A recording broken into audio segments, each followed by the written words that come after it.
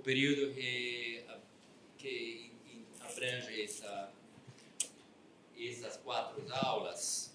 E aí queria explicar um pouco assim o início do reconhecimento da era árabe muçulmana, que é a partir da Hijra de Maomé, da cidade de Meca e Medina. Aí 622. A partir de lá você tem várias datas importantes, das quais algumas são as que a Lígia falou e vai falar, são mais específicas, porque são períodos muito, não é rígidos como nós imaginamos na história e nós estudamos. Dessa data, essa data acontece isso no Ocidente, é isso. Lá não, lá acontece dessa data, essa data, alguma coisa, mais um monte de outras coisas, mais um monte de acontecimento entre o mundo islâmico e a Ásia Central, que um dia vira islâmico, entre os árabes, islâmico e não islâmico. Então, o que eu queria falar é que as datas são as precisas, mas muitas vezes sobrapõem a outros acontecimentos que não estamos acostumados no Ocidente, porque no Ocidente somos cartesianos. Então, acontece isso, acontece isso, acontece isso. Daí isso, aí isso, essa data. Dessa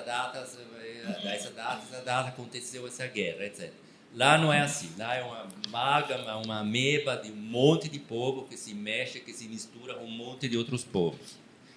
Então, sinalizar também que ao longo da aula de hoje, a próxima aula, nós vamos dar algumas desenvolvimento de várias correntes, de várias, tanto política quanto religiosa, quanto de povo, porque tudo se mistura. Não tem países como é hoje recortado assim direitinho. O Irã não era o Irã de hoje. O Império Seljúquidas não era o Império de hoje. O Sassânida não era o território do Sassânida de hoje, e por aí vai. Então, você vai ver que é tudo misturado. Então, essa cronologia é mais ou menos para mostrar como se misturavam e como acontece no tempo, várias coisas ao mesmo tempo, ao mesmo ano, os mesmos anos. E aí é interessante porque você parte do nascimento de Maomé, como chegaram a invadir, como ela mostrou a vez passada, a ocupar o Mediterrâneo do Norte até a Espanha, depois os países asiáticos, como desceram os mongóis e por aí vai. As dinastias, fora depois tem dinastias árabes, porque as dinastias árabes são muitas, mas não significa que ficaram muito tempo e muitos anos, como no Ocidente estamos acostumados. Os romanos ficaram não sei quantos séculos, a Alemanha é isso, depois os vândalos. Aqui se mistura sobretudo por nome de família. É a família que define uma dinastia. A dinastia pode durar poucos anos, não é como o Império Romano ou como o Império Bizantino que durou séculos. Então, por exemplo, você tem o Tulúnidas, que vem da Ibn Tulum, falou vez passada. É um chefe de tribo, um chefe do exército que monta uma dinastia, que estrutura uma dinastia no Egito e fala: eu sou o rei, acabou. Então, é uma dinastia bem restrita à tribo dos Tulúnidas, que pega o nome de Ibn Tulum. Sim, claro. Aí, como nós vamos ver a próxima aula, muitas dinastias mongóis, e Almorávida, Almoávida, Abássida, são todos nomes que vêm da tribo que chefia aquela confederação. E aí, em árabe, você tem três definições importantes: o Abu, o Ibn e a família. O Abu é o pai de, o Ibn é filho de, e a família é o nome geral da tribo ou eventualmente da dinastia, que pode durar pouquíssimos anos. A dinastia são uma amálgama de vários reis mais ou menos fortes, de exército, de chefes generais, mamelucos também, que vai falar hoje. Então era de uma outra coisa, depois explica o que era. E aí por aí. E depois, na folha seguinte, tem as dinastias árabes e as dinastias turcas. E depois vamos explicar por que são importantes as dinastias turcas quando chegamos lá. As dinastias turcas você tem menos, mas também funciona da mesma forma. E os turcos é um povo diferente dos árabes que depois assumem a arabização. E aí vamos falar disso numa próxima aula. Pronto. Agora vamos dar uma. Tá. É só o papel com a cronologia, tem gente que está sem ainda, né? A senhora... Isso. Não, esse aqui é de... Eu vou só dar uma retomada da aula passada, que faltou só algumas coisinhas, e a gente vai dar agora uma visão geral sobre mais o norte da África mesmo, né? O Egito, quer dizer, o Egito ele é bastante complexo porque tem várias dinastias que se implantaram no país e elas também elaboraram desenhos arquitetônicos, né, diferentes. Então, eu vou tentar assim mostrar para vocês como é que qual é a relação entre alguns edifícios e essas dinastias, que vocês também depois com o tempo vão poder identificar, né, ou num estudo mais aprofundado, assim, ou num primeiro olhar, até em filmes, já vão começar a identificar. E também mostrar a Argélia, o Marrocos e a Espanha, né, dar essa visão geral para a gente ter uma noção do que aconteceu até 1450, 1400, até a tomada de todo o Império Árabe Islâmico pelos turcos, né, a partir do final de 1400. Só ficou também algumas coisas que eu não tinha colocado no slide anterior, que a gente tinha falado da Kaaba. Vocês lembram o que era da Kaaba, né? Aquela pedra sagrada que fica em Meca, para a qual todos os muçulmanos se dirigem na hora da reza. Então, eu vou mostrar aqui o interior. Deixa eu ver se dá para... Tá bom assim? Tá, né? Não. Então, o interior da Kaaba é assim. Então, ela é uma pedra, mas é uma pedra oca, né? É um cubo, na verdade. Ele é um cubo e na parte interna ela está hoje estruturada dessa maneira, né? Então, e ela é assim há muitos anos? Ela é assim há muitos séculos. É um cubo que existe há muitos séculos. O material que é hoje, aquele material, um pouquinho. Essa parte aqui, isso aqui não, porque ela vai sofrendo restaurações, né? Não são reformas, são restaurações. O material vai se deteriorando, sempre com a mesma forma, né? E esse tecido aqui também, hoje ele é feito por uma família na Arábia Saudita, que a família é real, né? E ele é trocado todo ano. Mas esse tecido ele não existia no começo, no início. Na era pré-islâmica, né, antes do Muhammad instituir a religião, instituir não, né, antes de ser o advento assim, dessa forma de pensamento, político e religioso até, não tinha esse tecido bordado com as letras, mesmo porque a gente tem que lembrar que a língua árabe ela foi evoluindo, né? Porque eram várias tribos que falavam vários dialetos, e aí com o Alcorão, com a escrita, né? Que também o Alcorão não é como a Bíblia, como o Evangelho, ele não foi escrito na época que contemporânea ao Maomé, ao Muhammad, né? Levou 300 anos para tomar a forma que hoje ele tem, né? Então, essa parte é a parte interna, é um cubo, né? Você fala uma rocha, não, também não é uma rocha, né? Ele é um cubo e internamente ele é dessa forma. E sempre para quê essa parte interna?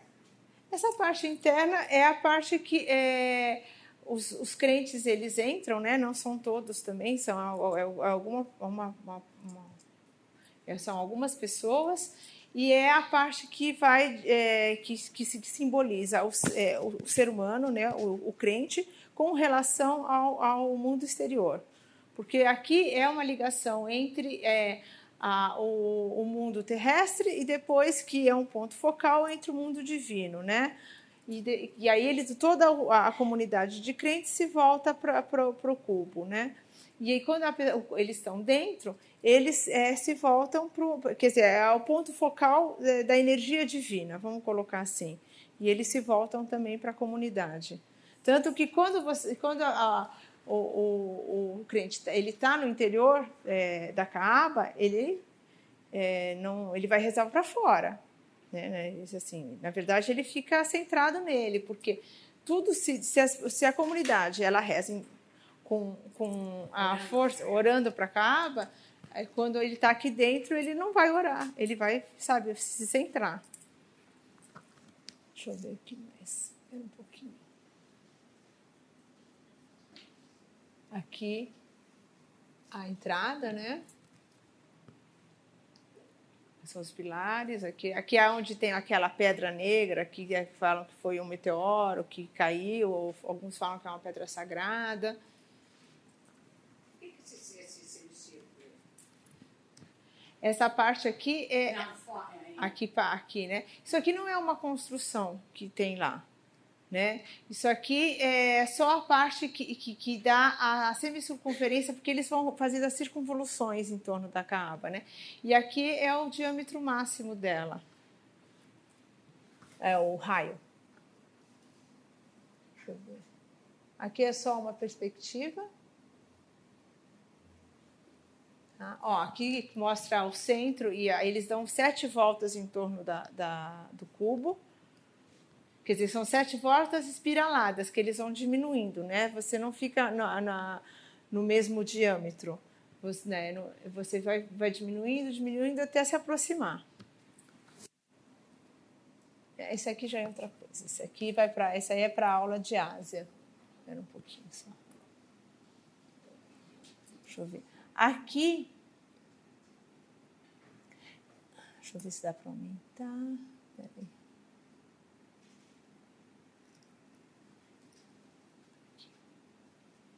Dá para ver? Aqui é como é hoje em Meca, né? Quando, na época de que Muhammad surgiu e foi para Meca e destruiu todos os santos aqui que estavam em torno, não tinha essa construção. Isso foi construído no século XX. Mesmo no século XIX não era assim, era tudo baixo, né? Que você tem vários andares, tem 7 minaretes, é isso? Deixa eu ver se eu lembro. São 7 minaretes. Minaretes são essas torres aqui, ó, onde o muezzin é aquela pessoa que sobe no alto da torre e não, ele não reza, ele chama para reza. Né? Então, o muçulmano ele reza 3 vezes por dia, em horários bem determinados. Então, na hora da reza, o muezzin subia nas torres, né, nessas torres denominadas minaretes, e chamava a comunidade para a reza. Hoje, assim, não tem tanta... Apesar que em muitas cidades, até no Cairo, tudo a gente escuta, né?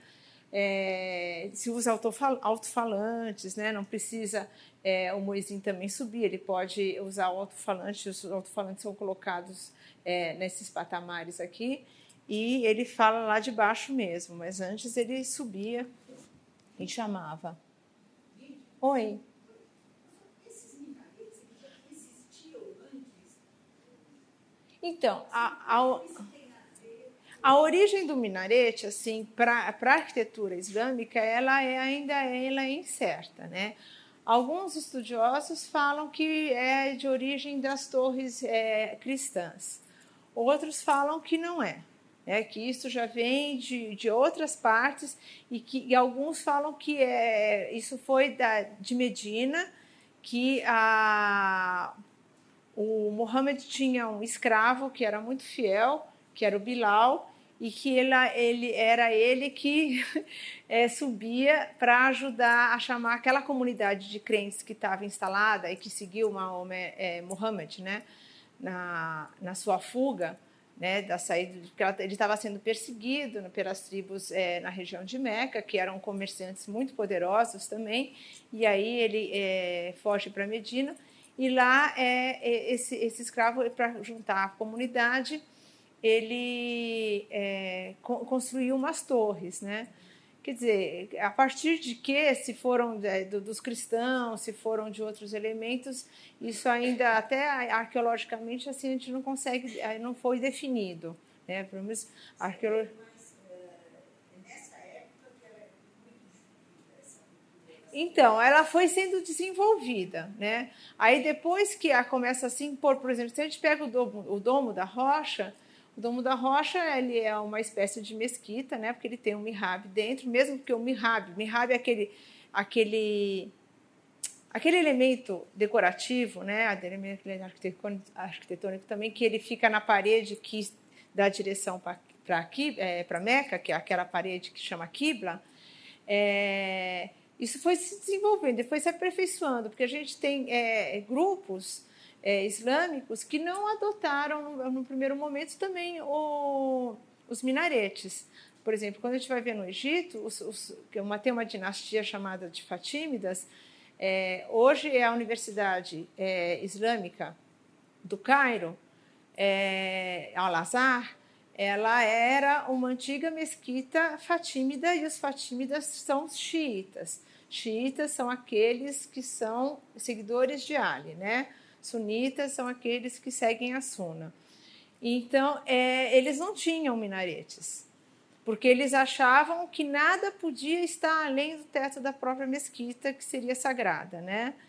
E depois, num outro momento, vão surgir várias construções que não vão ter um minarete, vão ter vários minaretes, como por exemplo, aqui em Meca eles são sunitas, apesar que também os xiitas, eles também rezam para Meca.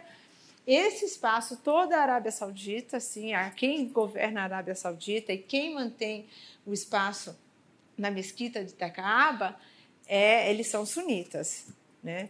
Mas essa evolução do uso, como ficou institucionalizado, eu acho que tem algumas coisas que eu assim, ouso apontar. Em primeiro lugar, quando os árabes islamizados eles se instalaram em localizações que não eram islamizadas, e isso se dá por toda a Arábia Saudita, por toda a Península Arábica, depois todo o norte da África, por todos os espaços, eles se colocaram como um elemento minoritário, socialmente minoritário.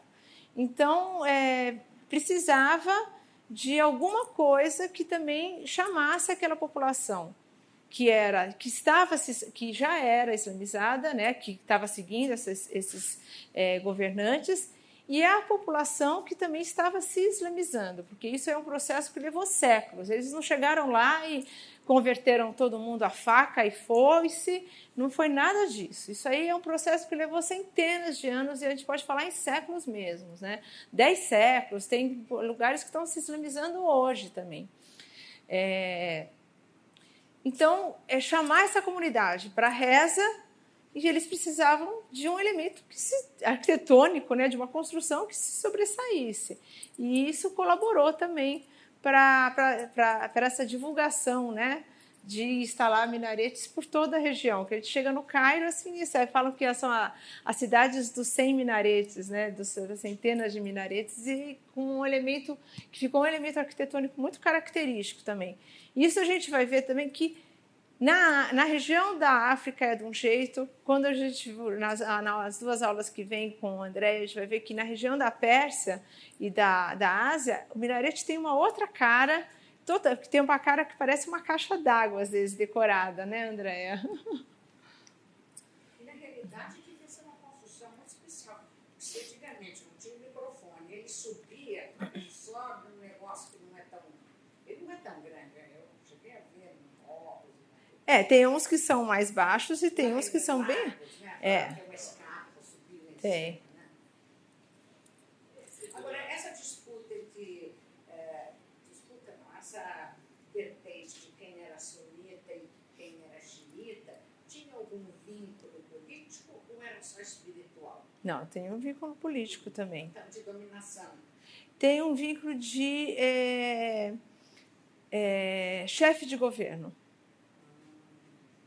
Tá? Acho que hoje ainda continua 70. Porque aí vai se complexificando, né? Porque aí depois você tem grupos étnicos que vão seguir, né? Mas tem uma, né? No início é uma disputa pela chefia da comunidade islâmica, né? Porque, por exemplo, deixa eu só falar, quando o Mohammed faleceu, ele não deixou especificado quem ia ser o chefe daquela comunidade, quem ia dirigir. E como ele era um unificador, que ele unificou aquela série de tribos e de clãs que estavam se disputando entre si na Península Arábica, quando ele faleceu, ficou num momento muito delicado, inclusive de romper, né, de romper toda a unidade que ele tinha conseguido. E aí ficaram os 4 primeiros companheiros, que a gente chama a fase dos companheiros, né? Os 4 primeiros companheiros, e seria assim, a escolha seria pelaquela pessoa que seria um exemplo para a comunidade. Vamos colocar assim, a pessoa correta. Hã? Ele tinha filho homem? Tinha vários filhos homens e mulheres. Mas não era nenhum filho. Não, mas não era hereditário, né? Não, a questão não era hereditária. Com o xiismo, né, com Ali, é que a questão levantada é hereditária. Né? Por quê? Porque Ali é o genro dele que casou com a filha dele, a Fátima. Então, se coloca assim, que a sucessão da direção da comunidade islâmica deveria ser hereditária a partir da linha do Ali, de Fátima, né? Pode falar? Mais uma coisa, eu acho que quando você vai explicar, vai mostrar depois a mesquita de Bintulum, os árabes estavam levando a mesquita como um discurso religioso, mas no momento no território desértico que eles estavam ocupando, a mesquita era também uma fortaleza. Esse você vai ver depois com Ibn Tulun, quando chegou no Egito, Ibn Tulun era general do exército e ao mesmo tempo construiu uma mesquita. A mesquita é uma clara fortaleza. Então, esse minarete servia também em algumas ocasiões como, primeiro, para as caravanas que vinham de longe e, portanto, vinha esse minarete, que era uma referência porque essa mesquita era também uma fortaleza onde se protegia à noite. E depois prevê que chegavam os inimigos também. Então, tem várias funções. Com relação a sunita ou xiita, no mundo sunita, a divisão entre chefe político, o malik, o rei, e o chefe religioso é separado. Uhum. Por exemplo, em Jerusalém tem o famoso conhecido imam de Jerusalém. O imam é o elemento, o religioso que guia a religião, que guia os fiéis. O rei comanda o exército da política. No momento dos xiitas, os xiitas assumiram que como agora acontece no Irã, os ayatollah, o religioso xiita é também político. Então, existe uma figura que faz as duas funções. É o imã e, ao mesmo tempo, é chefe político. Aquela história... Isso mais para frente, né? Assim, mais para frente. Mas esse tanto para no começo ainda se misturavam. Mas hoje, por exemplo, você pega o califado do Iraque, ele é uma figura, o chefe do califado do Iraque agora, que ele faz todas aquelas, ele é considerado um imã, uma figura religiosa também. Então, quando assumiu o califado, os últimos califatos de Abássida, eles assumiram a parte religiosa e política. É com os turcos que eles começam a perder o seu poder político. Na exatamente. verdade, eles começam a perder o poder político a partir eles começam a contratar muitos, desde o início, os chefes, né? E os chefes, quando eu colocar chefe aqui, nesse primeiro momento, estou falando religioso e político. Eles começam a contratar elementos turcos para suas tropas do exército, para sua guarda pessoal, para suas tropas do exército, para o pessoal que trabalha na parte administrativa. Por quê? porque existe uma disputa muito grande ainda entre as tribos, né? Então, quando a gente fala na aula passada dos Omíadas, que foi esse primeiro momento que construíram o Domo da Rocha, depois que assassinaram Ali, né? Eles fogem, lembra que eu falei que eles fogem para a região da Palestina, porque ainda a Arábia Saudita estava com um pessoal muito próximo à figura de Muhammad e que não admitia ou não aceitava totalmente a figura do chefe omíada. Então, eles vão contratando aos poucos os turcos para eles não terem problema de ter traição dentro do seu próprio corpo, né, da sua própria guarda. Então, eles vão contratando. No final, esses turcos tomam conta de tudo e vão criar, né, depois de alguns séculos, vão criar o seu próprio sistema político, vão governar toda essa parte que vai, principalmente os turcos otomanos, depois de 1400, no final de 1400, vai até a Primeira Guerra Mundial, né? São 500. Para a Palestina, quer dizer que já existia um lugar onde habitavam pessoas que se consideravam palestinas? Sim. Os palestinos. Então não tinha nada de judeus nesse lugar? Tinha de tudo. Tinha judeu, cristão e árabe.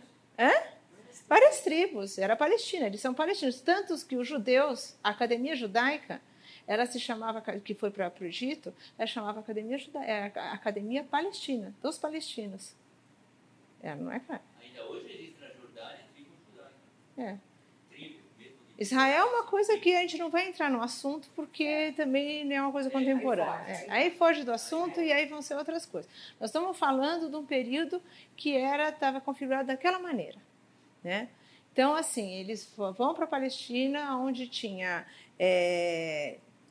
tanto tribos pagãs, como tinha judeus, como tinha cristãos, como tinha nestorianos, tinha tudo. Né? E como tinha tudo espalhado por toda a Arábia, a Península Arábica, né? E essas configurações, como faz parte do processo, né? Se a gente colocar, eu não vou nem ser um positivista nisso, que não é um processo civilizatório, eu não gosto disso daí, não sou positivista, né? Eu acho que que as coisas vão tendo os contatos e vão acontecendo e vão se cruzando. E vai acontecendo de maneira geral. Mas, assim, só agora voltando aqui para a parte da arquitetura, aqui é só uma foto ilustrativa para a gente terminar, assim, de falar sobre Meca.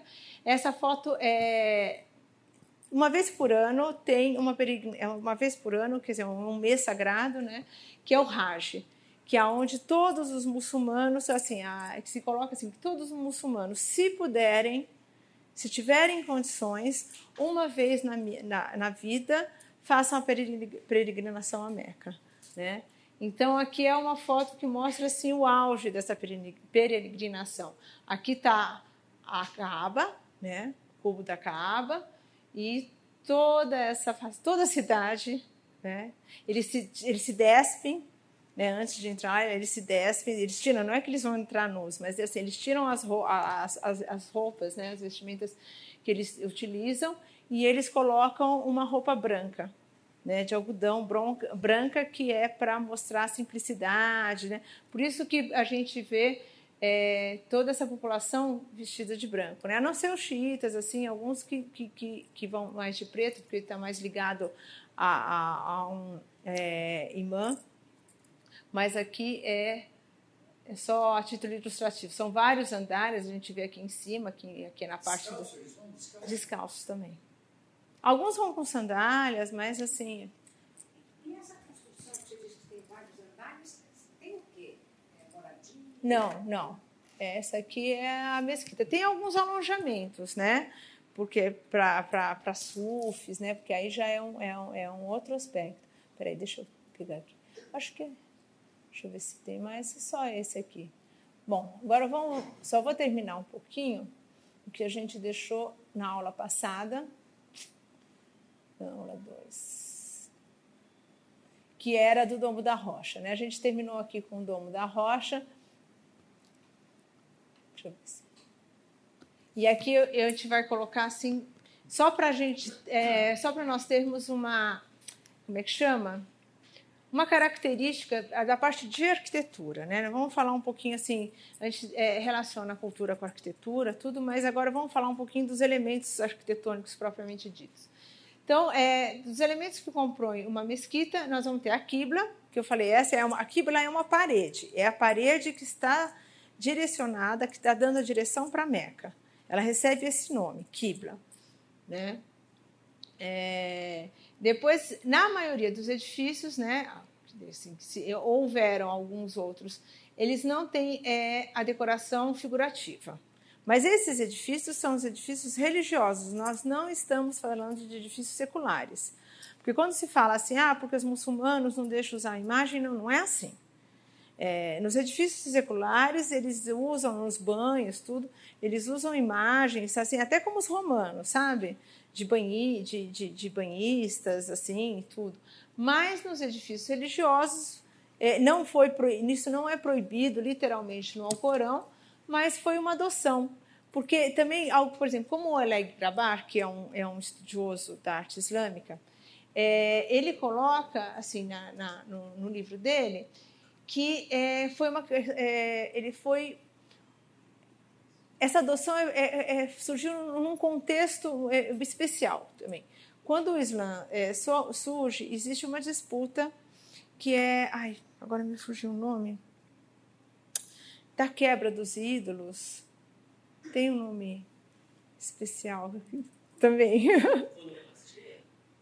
Iconoclasta. Ele surge no meio dessa discussão iconoclasta, né?